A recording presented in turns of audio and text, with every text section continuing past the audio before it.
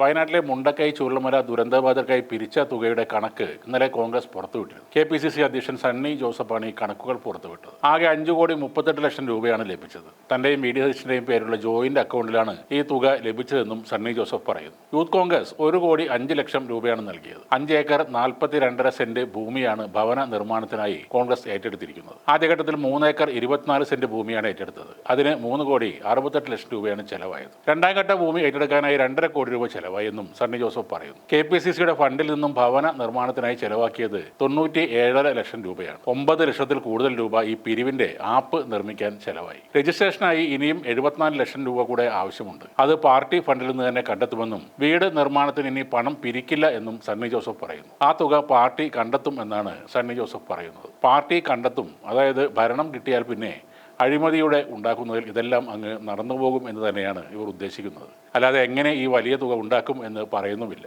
ഇത് പിരിക്കാനുള്ള ആപ്പ് ഉണ്ടാക്കിയതിലും പിന്നീട് അത് മുക്കിയതിലുമൊക്കെ നല്ല കളികൾ നടന്നിട്ടുണ്ടാകും. അതേപോലെ മേടിച്ച ഭൂമിയിൽ തറക്കല്ലിട്ട് പണി തുടങ്ങി എന്ന് സതീശൻ നുണ പറഞ്ഞത് എന്തിനായിരുന്നു? വയനാട് MLA സിദ്ദിഖ് മാപ്പിങ്ങും ലേഔട്ടും പ്ലാനും എന്നൊക്കെ പറഞ്ഞു നടന്നത് എന്തിനെക്കുറിച്ചായിരുന്നു? നിർമ്മാൺ എന്ന കമ്പനിയെ പണികൾ ഏൽപ്പിച്ചു എന്ന് പറഞ്ഞതും എന്തിനായിരുന്നു എന്ന് ആർക്കും അറിയില്ല. ഇതിലൊന്നിനും ഉത്തരം കാണില്ല.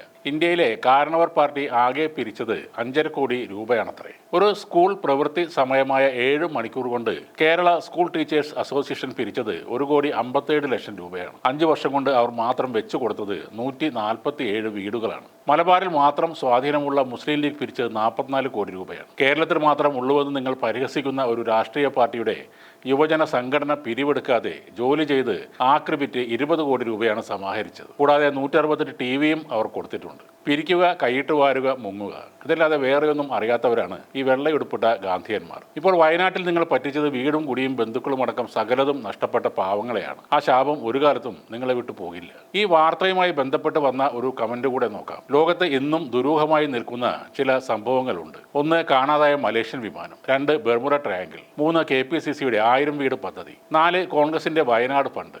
5, പുനർജനി ഫണ്ട് ഉപയോഗിച്ച് സതീശൻ നിർമ്മിച്ച വീട്. ആദ്യത്തെ 2 പിന്നിലുള്ള ദുരൂഹത ചിലപ്പോൾ ആധുനിക ലോകം കണ്ടെത്തിയേക്കാം. എന്നാൽ അവസാനം പറഞ്ഞ 3നും ഒരു തെളിവ് പോലും ഉണ്ടാകില്ല. കാരണം കക്കാനും മുക്കാനും ഇത്രയേറെ വൈദഗ്ധ്യം ഉള്ളവർ ഈ ലോകത്ത് വേറെ ഉണ്ടാകില്ല.